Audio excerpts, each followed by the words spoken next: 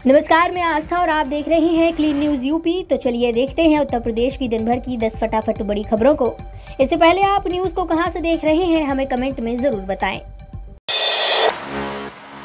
UP की सड़कों को गड्ढा मुक्त करने की तैयारी में सीएम योगी। उत्तर प्रदेश के मुख्यमंत्री योगी आदित्यनाथ ने राज्य की सभी सड़कों को गड्ढा मुक्त बनाने के निर्देश जारी किए हैं। सीएम योगी ने संबंधित अधिकारियों को 15 नवंबर तक राज्य की सड़कों को गड्ढा मुक्त बनाने के लिए व्यापक अभियान चलाने के निर्देश दिए। सीएम योगी ने कहा कि 15 नवंबर तक प्रदेश की सड़कों को गड्ढा मुक्त बनाया जाए।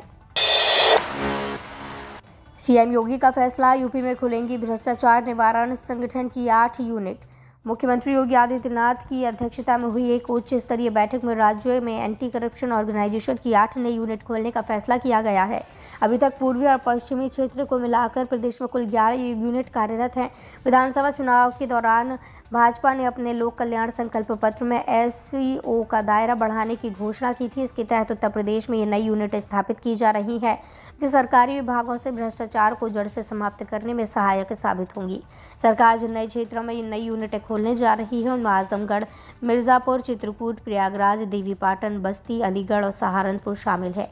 इसके लिए डीजी एसीओ नासिर कमाल की तरफ से शासन को प्रस्ताव भेजा जा चुका है।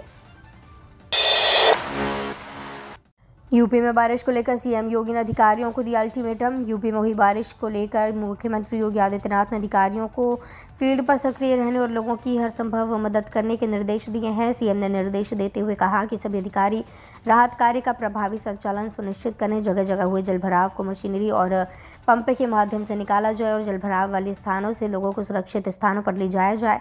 सीएम ने पंचायती राज विभाग, नए विकास से चिकित्सा एवं स्वास्थ्य विभाग, पशुपालन व अन्य विभागों के अधिकारियों को पूरी तरह फील्ड पर सक्रिय भूमिका निभाने के निर्देश दिए हैं। सीएम ने आगे कहा कि जहां धन जन की हानि हुई है वहां अधिकारी तत्काल पहुंचकर हर संभव सहायता उपलब्ध कराएं। यूपी के प्राइमरी और जूनियर स्कूलों में दिखेगा बड़ा बदलाव। यूपी के सरकारी प्राइमरी और जूनियर स्कूलों में एक व्यवस्था जल्दी बड़ा बदलाव दिख सकता है।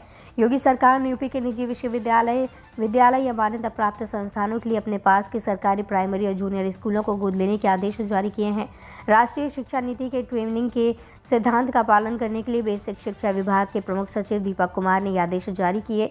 इसके तहत 5 से 8 किलोमीटर के दायरे में स्थित सरकारी प्राइमरी या जूनियर स्कूलों के साथ ट्यूनिंग की जाएगी। इस योजना के तहत दोनों संस्थानों के प्रधानाचार्य, प्रधानाध्यापक और शिक्षक विचार विमर्श कर रणनीति तय करेंगे और ट्यूनिंग करेंगे और पीयर या ग्रुप लर्निंग के लिए वातावरण तैयार करने के लिए कार्य योजना तैयार की जाएगी। निवेशकों को आमंत्रित करने के लिए यूएस यूके जाएंगे सीएम योगी। उत्तर प्रदेश को $1 ट्रिलियन की अर्थव्यवस्था बनाने के लिए मुख्यमंत्री दुनिया भर से राज्यों में ज़्यादा से ज़्यादा निवेश को लेकर बेहद गंभीर हैं। उन्होंने पहली बार ग्लोबल इन्वेस्टर्स समिट आयोजित कर यूपी में 10 लाख करोड़ रुपए का निवेश लाने का लक्ष्य रखा है। फिक्की और सीआईआई जैसे औद्योगिक संगठनों के माध्यम से आयोजित किए जाने वाले रोड शो के जरिए योगी वहाँ के बड़े निवेशकों को उत्तर प्रदेश में निवेश के लिए आमंत्रित करेंगे। औद्योगिक निवेश के लिए ड्रीम डेस्टिनेशन के रूप में उभरने वाले उत्तर प्रदेश में निवेश के लिए देश के सबसे बड़े उद्योगपतियों को आमंत्रित करने मुख्यमंत्री दिसंबर में मुंबई जाएंगे। देश की आर्थिक राजधानी माने जाने वाली मुंबई में मुख्यमंत्री बड़े उद्योगपतियों, बैंकर्स तथा फिल्मी हस्तियों से मिलेंगे। योगी सरकार की आवासीय योजना को मिली बड़ी सफलता। देश के सबसे बड़े इंटरनेशनल एयरपोर्ट जेवर के आसपास लोग आशियाना बनाने की चाह रखते हैं। यही वजह है कि यमुना एक्सप्रेसवे औद्योगिक विकास प्राधिकरण की आवश्यक योजना लोगों को खूब पसंद आ रही है। मिली जानकारी के मुताबिक येडा प्लॉट स्कीम में 50,000 से अधिक लोगों के द्वारा फॉर्म भरने के कारण प्राधिकरण की झोली भर गई है। फॉर्म की बिक्री से ही प्राधिकरण को 2.5 करोड़ रुपए से अधिक की रकम प्राप्त हो गई है। येडा को इस स्कीम से मिली सबसे ज़्यादा सफलता। गौरतलब है कि जेवर का विकास प्रदेश सरकार के ड्रीम प्रोजेक्टों में से एक है। जेवर में बन रहे नोएडा इंटरनेशनल एयरपोर्ट पर अरबों रुपए निवेश के कारण क्षेत्र में सपनों का आशियाना बनाने के लिए लोगों की रुचि बढ़ी है। जैव ऊर्जा इकाइयों का हब बनेगा यूपी। सरकार निजी निवेशकों व विकासकर्ताओं को आकर्षित कर उनके माध्यम से जैव ऊर्जा इकाइयों की स्थापना, निर्माण व संचालन को प्रोत्साहित करेगी। नई नीति 5 वर्ष तक प्रभावी रहेगी। इसके तहत पंजीकृत और लगाई जाने वाली इकाइयों को अनुमन्य लाभ व सुविधाएं परियोजना पूरी होने तक प्राप्त होती रहेंगी। वर्ष 2018 की नीति के तहत जिन इकाइयों को स्वीकृति पत्र जारी हो चुका है उन्हें नियत शर्तों के अधीन लाभ प्राप्त होते रहेंगे। नई नीति के अंतर्गत स्थापित जैव ऊर्जा इकाइयों को वाणिज्यिक उत्पादन आरंभ होने की तिथि से 10 वर्ष तक विद्युत शुल्क में 100% छूट दी जाएगी। यही नहीं, जैव ऊर्जा इकाइयों, संयंत्रों की स्थापना या फीड स्टॉक संग्रहण या भंडारण के लिए निजी काश्तकारों से भूमि खरीद या लीज के माध्यम से लिए जाने पर किरायानामा, लीज व रजिस्ट्री पर देय स्टाम्प ड्यूटी की 100% छूट प्रदान की जाएगी।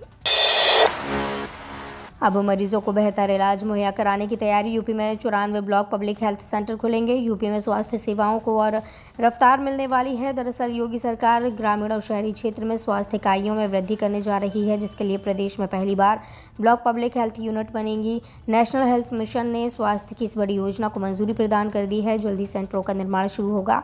इस संबंध में संयुक्त सचिव प्राणेश चंद्र शुक्ल ने स्वास्थ्य विभाग के महानिदेशक डॉक्टर लिली सिंह को आदेश जारी कर दिए हैं। डिप्टी सीएम ब्रजेश पाठक ने बताया कि स्वास्थ्य सेवाओं को बेहतर बनाने की दिशा में प्रयास किए जा रहे हैं। बड़े और सुपर स्पेशलिटी अस्पतालों में सामान्य बीमारी से पीड़ितों का दबाव कम करने की कवायद तेज की गई है। ब्लॉक पब्लिक हेल्थ यूनिट में मरीजों को प्राथमिक स्तर का इलाज मिल सकेगा।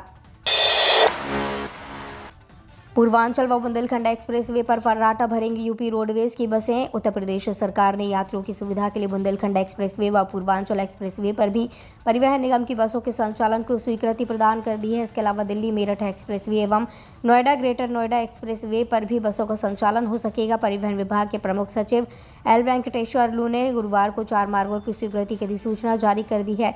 अब पूर्वांचल एक्सप्रेसवे के जरिए लखनऊ से गाजीपुर तक बसें संचालित होंगी। 399 किलोमीटर के इस मार्ग पर बसें वाया अम्बेडकर नगर व आजमगढ़ के होकर जाएंगी। अभी निगम की कुछ बसें आजमगढ़ से लखनऊ पूर्वांचल एक्सप्रेसवे के जरिए आ रही हैं। अब लखनऊ से गाजीपुर तक इस एक्सप्रेसवे के जरिए सीधी बस मिल सकेगी। लखनऊ में बादल के साथ रिमझिम फुहारें। उत्तर प्रदेश से लेकर उत्तराखंड तक लौटते मानसून का असर नजर आ रहा है। पिछले 2 दिनों से लखनऊ समेत कई शहरों में तेज बारिश हुई। गुरुवार को भी बादलों के बीच हल्की फुहारों से दिन की शुरुआत हुई। तेज हवाएं चलने से लोगों को सर्दी का एहसास होने लगा। इस सप्ताह के बीच बचे हुए दिनों में ऐसा मौसम बने रहने की उम्मीद है। आज के लिए पश्चिमी यूपी से लेकर उत्तराखंड का रेड अलर्ट जारी है। मौसम विभाग के अनुसार यूपी के कई जिलों में शुक्रवार को तेज बारिश होगी। इसको देखते हुए येलो अलर्ट जारी किया गया है। लखनऊ में पूरे दिन आसमान में बादल छाए रहेंगे। अधिकतम तापमान 29 डिग्री और न्यूनतम 26 डिग्री रहने की संभावना है। ये तो थी दिन भर की बड़ी खबरें। रोजाना सुबह और शाम यूपी की ताज़ा खबरों के लिए चैनल को सब्सक्राइब करना बिल्कुल न भूलें।